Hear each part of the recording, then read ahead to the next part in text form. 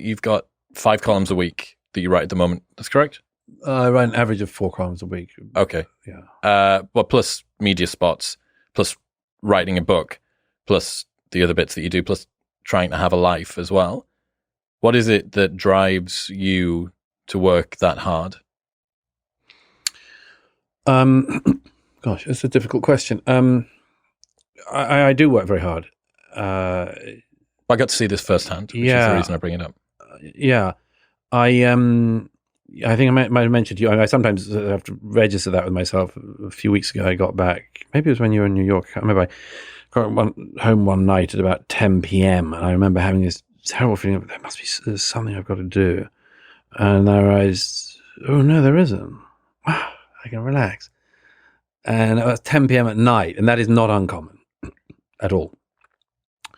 I sort of say that one of the great benefits of the life I've been able to create has been that I work in industries, trades, whatever you want to call them, where I have to work all of the time, but at about 90 or 80%.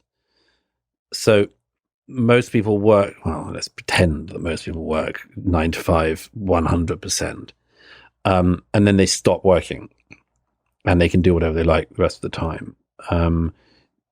If you do what you love, well, first of all, if you're very busy in the sort of areas I'm in, you just can't do a 9 to 5 job. I mean, it wouldn't work. And so, I work all the time. Every day I have something. I don't think there's ever a day when I don't. What drives that? A lot of things, I suppose. One is just being driven. And I don't know if anyone can explain for themselves why they're driven. I just know I always have been. I always had a horror of wasting time. I mean, I'm quite an irritable person. It's one of my traits. Don't smile. You were perfectly pleasant when I spoke. Okay, well, that's very kind. But in caught you general, on a good week.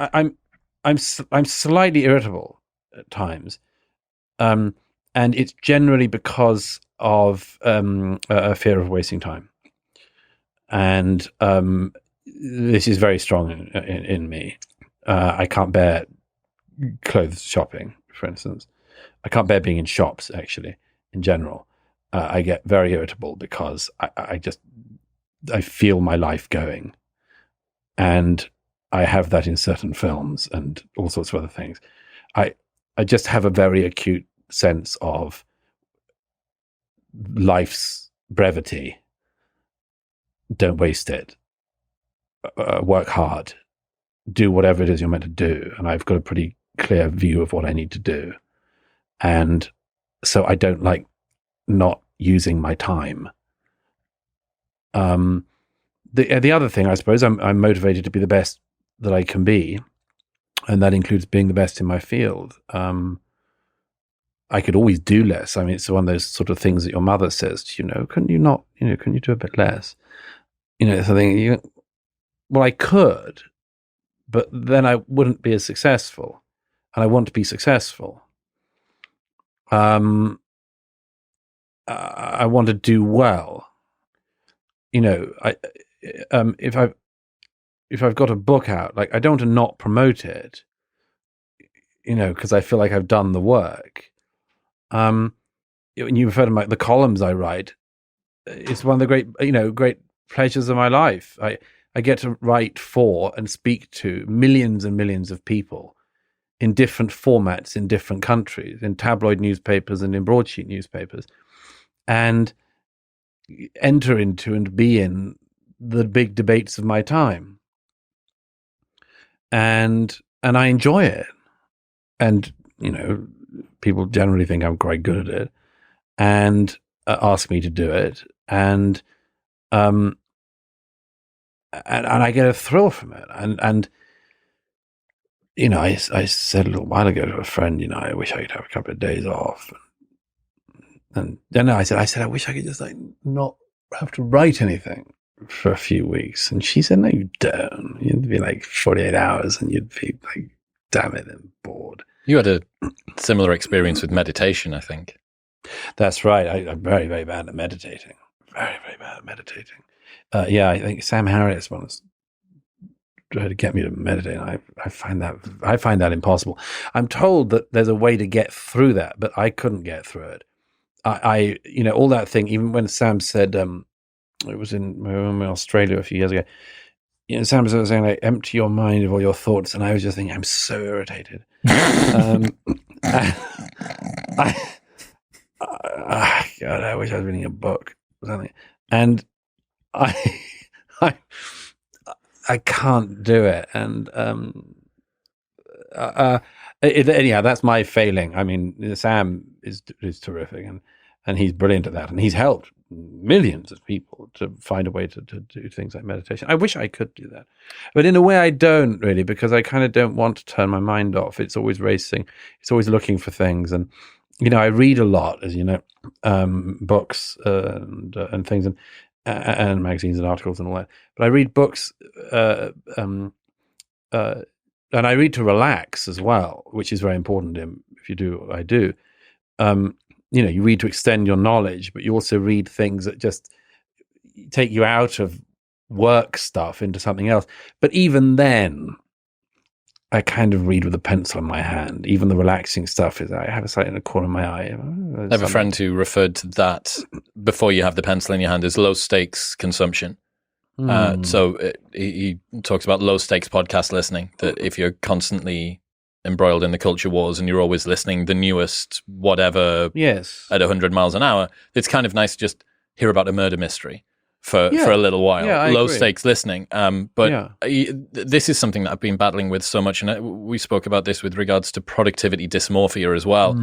This tension between the fact that you know that part of your drive comes from your ability to pay attention, your ability to constantly be on, to be able to look at the details in a way that other people don't, and that can actually lead to almost a fear that you go, okay, well, hang on, if I tune this down, that is the fuel that's driving a lot of the achievements that I take so much pleasure in. And that there's this difficulty sometimes with seeing the amount of work that we've done. And I think maybe we almost don't want to see the amount of work that we've done, because we think, well, maybe if I took more satisfaction in the work that I'd done, or if I felt like I could take more of a break, then that might shortcut some of the things which is propelling me to continue to do this. Well, when you start off, you have to work so damn hard.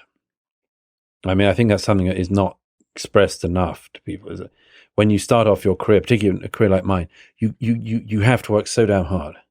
In the beginning of my career, I didn't have a holiday for 7 years. It was 7 years until my family persuaded me to go away with them on holiday. I just couldn't go on holiday. And one of the reasons was, at the beginning of my career, inevitably, if people called and asked me if I could write something, I had to do it. If I feared that if I said no, they wouldn't come back and ask again. Now, that's very common. The problem is there is a certain point in your life when you have that fear and it's no longer relevant. It's information that you're being told by yourself about an earlier version of yourself. And you have the right at a certain point, but it's very hard to make that decision professionally. To say, okay, no, I'm okay now. I can take time off. I can say no this time. I can turn that down. Well, you also need to. You need to. It's only in the last 10 years that I learned how to say no to things. Because I didn't know whether I'd be asked again. But as for whatever the drive is underneath that, if I could, well, it's like self-revealing, but I suppose there are a couple of things. One is that I've always sought freedom in my life. As much freedom as I can have. And some years ago, I said to our sort of friends and some family members were around, and we were talking about various things. I said, my experience of life has been that with every year I get more and more free. And I just realized I felt terrible, actually, because I realized that a younger guy who was there said, I don't feel that at all. He had exactly the opposite feeling. And I felt sort of terrible that I'd said this. But it is sort of been my feeling is that I've gone further and further. In a way, I've gone further and further away from home, you might say. But that I've wanted to be free and to pursue what I want to pursue and to have the ability to do that, to write about what I want to write about, to go where I want to go, to live where I want to live and to be with who I want to be with. And this is something I always wanted. And various other, there was a British journalist, Suzanne Moore, said something quite similar in a piece on her Substack recently. And I said to her, it just rang such a bell. So that's the first thing. And I suppose the second thing I could probably point to is that actually it's slightly, I once said to my late friend Clive James, I don't know if you knew, a great Australian polymath, I said to him towards the very end of his life, he was born in 1939, and opening line of his memoirs, it says, I was born in 1939, the other big event that year. He was an amazing, wonderful man. But I remember saying to him once, about what do you feel drives you? And he lost his father in the war. He didn't die in the war. His father died on a plane back.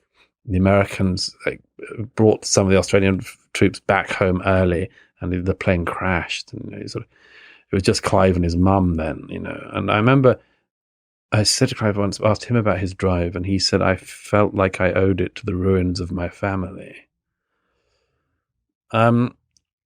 I do have a sort of sense, it's not to do with family necessarily, but I do have a sense of being born at a fortunate time and having had, I don't want to say luck, because for reasons I think I'm worried about the term luck, but I feel I have a good fortune, which I shouldn't waste.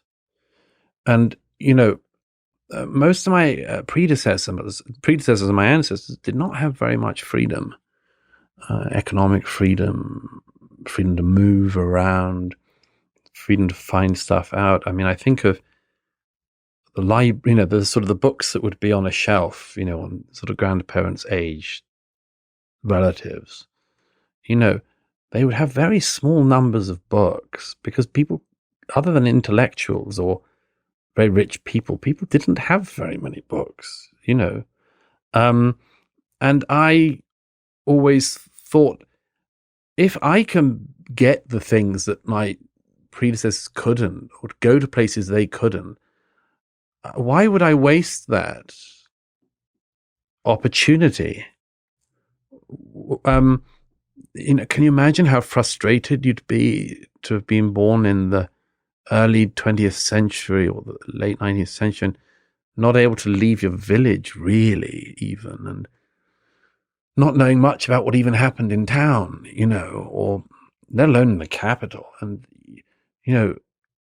and with every generation in a country like ours, we've had the ability to go further and further. And it's happened in my own family. And so I feel like it's a responsibility not to waste that. But more importantly, I'm just driven by a desire not to waste time. There's that line of Andrew Marvell, behind my back I always hear time's winged chariot hurrying near. I hear time's winged chariot awfully loud. What's happening, people? If you enjoyed that, then press here for the full, unedited episode. And don't forget to subscribe. Peace.